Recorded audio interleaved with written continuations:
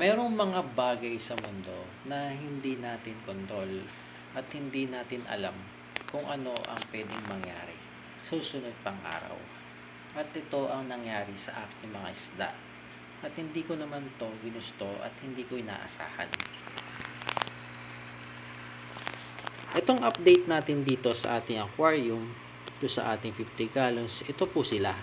Ito yung maliliit natin na first batch sa ating mga goldfish na kaliko. At pang umaga na to, so pang one day na nila na dito. At ginawa ko dito, nilagyan ko muna sila ng methylene blue at saka konting asin para naman mawala yung kung ano yung may sakit sa kanila. Kasi unti-unti sila naubos. At pang tatlong check ko na to na nakuha na mayroong nawala. Kaya tuloy-tuloy pa rin ako nag-check araw-araw kung ano nangyayari dito. Ang ginawa natin ditong treatment ay naglagay tayo ng ng methylene blue. At every morning, kaninang umaga kasi bagong palit lang to.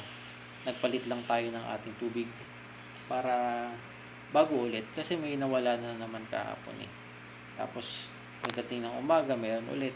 At ngayong bago magpatanghali, mayroon ulit. Kaya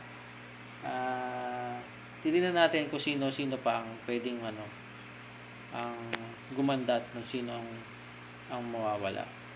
Kaya sa ngayon, naghihintay ako at tuloy-tuloy pa rin ang ating treatment dito. At update na lang din ulit ako sa mga susunod pang ating mangyayari. Thank you. Thank you.